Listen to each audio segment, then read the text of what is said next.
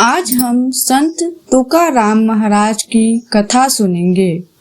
संत तुकाराम महाराज जी की भगवान पांडुरंग के प्रति अनन्य साधारण भक्ति थी।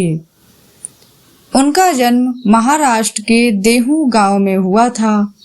वे सदैव बैकुंठ गए थे, अर्थात वे देह त्याग किए बिना अपने स्थूल देह के साथ भगवान श्री विष्णु जी के बैकुंठ धाम गए थे।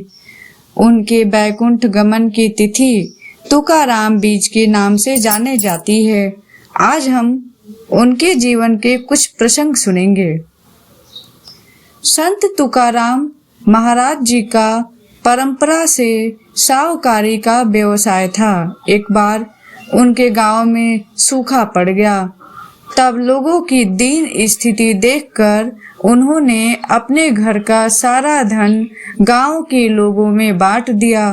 कर्ज के बदले में लिए गए लोगों की भूमि के कागज उनके पास थे। वो उन्होंने इंद्रायणी नदी में बहा दिया और लोगों के कर्ज से मुक्त किया। लोगों में धन बांटने के बाद वे विरक्त हो गए।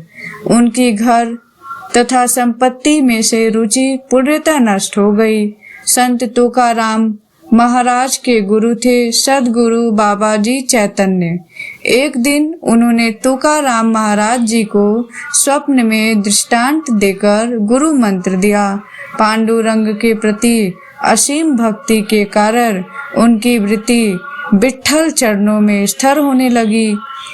आगे मोक्ष प्राप्ति की तीव्र उत्कंठा के कारण तुकाराम महाराज ने देहू के निकट एक पर्वत पर एकांत में ईश्वर साक्षात्कार के लिए निर्वाण प्रारंभ किया।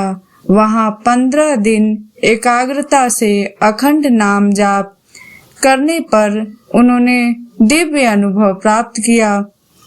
बाद में उन्हें भजन और अभंग स्फुरने लगे। उनका एक बाल मित्र उनके बताए प्रवचन अभंग लिख कर रखता था। तुकाराम महाराज जी अपने अभंगों से समाज को वेदों का अर्थ सामान्य भाषा में सिखाते थे। यह बात बाजू के बाग घोली गांव में रामेश्वर भट्ट नामक एक व्यक्ति को चुभ रही थी।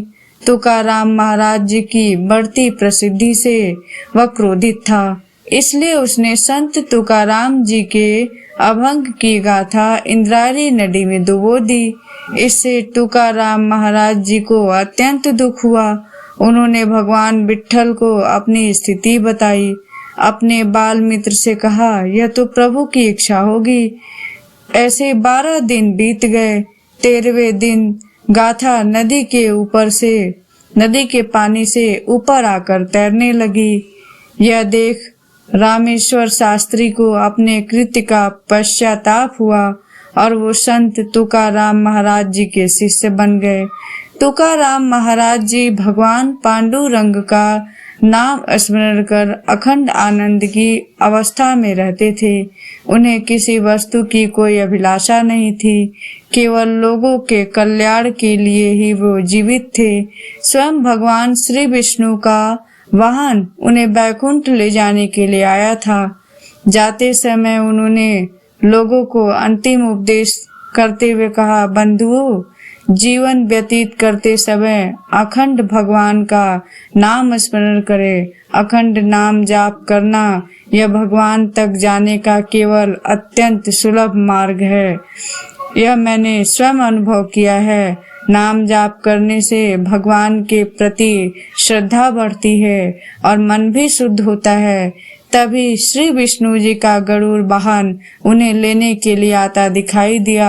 भगवान विष्णु जी के अत्यंत सुंदर रूप का वर्णन करते हुए और उपस्थित लोगों को प्रणाम करते हुए तुकाराम महाराज जी भगवान के बैकुंठ धाम गए।